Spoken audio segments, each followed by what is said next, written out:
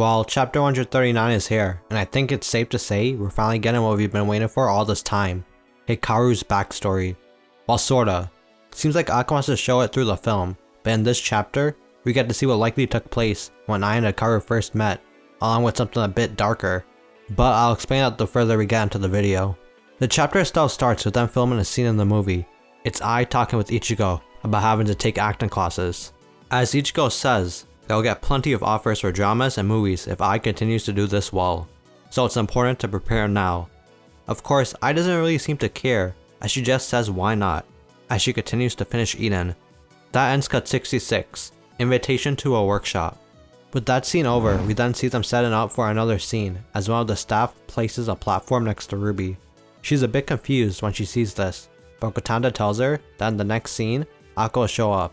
Hikaru Kamiki is finally here. Of course, as we know, Hikaru was a middle schooler during these times. He was also smaller than I as well, which is why Ruby has to stand on a platform to make it look that way since Aqua himself is taller than Ruby.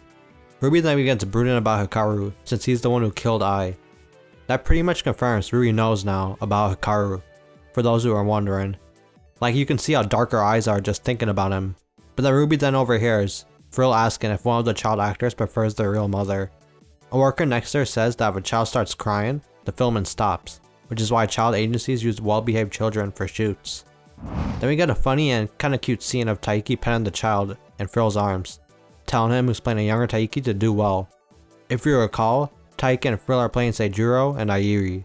Seijuro was who Taiki believed was his father before learning about Hikaru, and his mother was Airi, the freak who got with Hikaru when he was only like 11. Taiki asks Aqua how it feels to be playing the role of his father facing his own mother, and Aqua says he finds it difficult to put into words. He's technically playing Taiki's real father as well. Both of the brothers feel the same way. It's the worst feeling. Taiki then puts his arms around Aqua saying to do their best and calling Aqua's little bro. Of course, Aqua finds that a bit creepy to hear, but it's nice to see the brothers getting along. I'm just waiting to see Ruby finally interact with Taiki. I figure she should know they're related by now, so I'm just wondering when are we gonna get that scene. But speaking of which, cut 70, the encounter with boy A begins with Ruby telling herself in her head to keep a calm mind with a serious expression. Ruby tries to tell herself that the person she's about to face is neither her brother nor her enemy. He's just a middle schooler she's meeting for the first time, and we can see Aqua approaching her from behind. Ruby turns slowly, repeatedly telling herself to stay calm, until finally, we get our first look at Aqua as Kid Hikaru. I think it's safe to say he nailed the look, as Ruby actually begins freaking out over how cute her brother looks. Like bruh, I really did not expect that reaction from Ruby.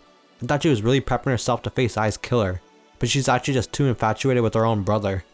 The Aqua x Ruby ship is definitely still growing strong now, at least on Ruby's side, but Gotanda ain't having any of that, as he immediately cuts the scene and tells her to do it seriously. Ruby says she knows, but it's not easy to have an older brother who looks so good. Like, she's completely gone. Ruby is clearly still in love with Aqua, and Gotanda is wondering what the fuck is going on with the twins. Even Aqua looks a bit dumbfounded on the side.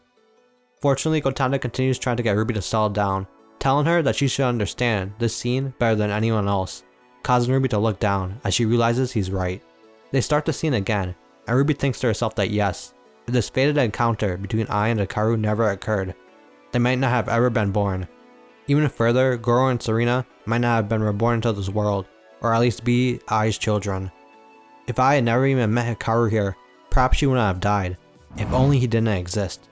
It really seemed like Ruby was getting into the zone, building up that hatred, but still, it's not enough. She could barely look at Aqua before freaking out over how cute he looks again.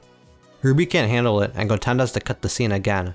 Well, I don't know how many times it took for them to get that scene done, but we then skip to cut 74 at the workshop, where Seijuro approaches Ai, asking if this is their first time there.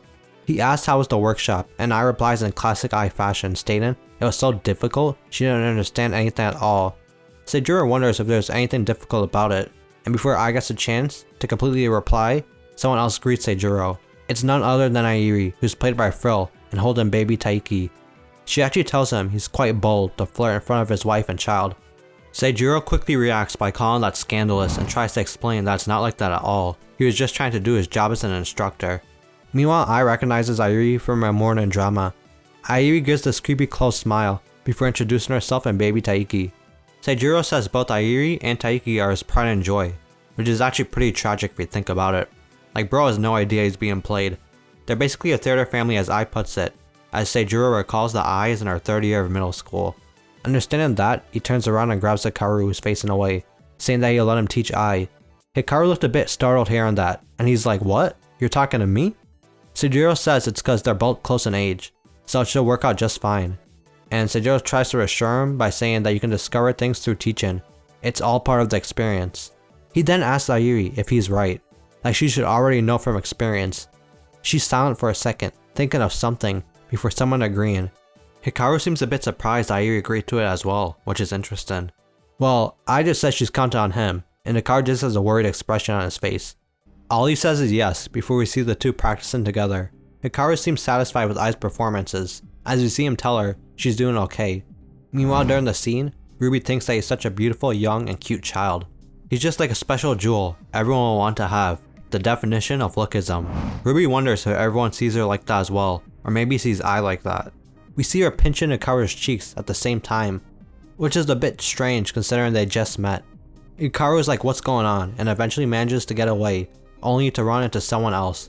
It's none other than Ayuri again, saying that it looks like they're having fun.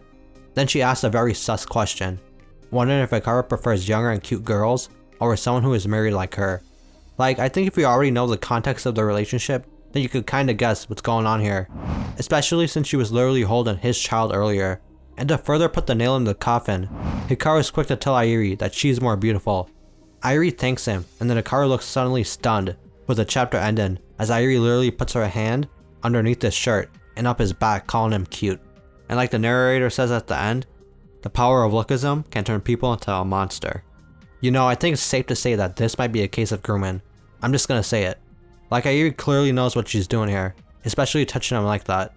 We know that Kid Taiki is Hikaru's child, which means they already have known about each other for quite some time, so he probably won't even say anything about Ayuri touching him like that. Plus the way Hikaru acts around her, it's almost like he's traumatized.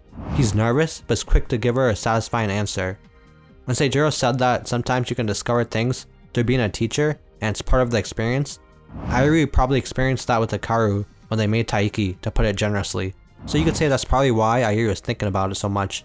I have to give credit to Frill as well for how well she's making Ayuri seem a bit creepy with her expressions. I kinda hope that doesn't lead to Hikaru wanting to take advantage of Ai and follow in Ayuri's footsteps, but I also wouldn't be surprised if that's what happened. However, Hikaru seems like he's easy to take advantage of as well. Like Ai and Hikaru just met, and she's already pinching his cheeks like nothing. But yeah, it seems like we're gonna start really diving into Hikaru's backstory now. It's probably gonna be the wildest one we've seen, so get ready. Also, it's kinda crazy how Seijuro's Taka Taiki's father and has no idea. Ayuri is really using both of them. She might have been the main instigator for this whole thing, like leading Hikaru down the path he's on. It led to Ai's death, and now Aqua and Ruby's desire for revenge. Anyways, what do y'all think about Hikaru and Ayuri's relationship? Do you think Ayuri groomed him, or something else? Let me know in the comments, and as always, thanks for watching. If you enjoyed the video, please drop a like and subscribe. I got some more Oshinoko content here that you can check out too. Peace.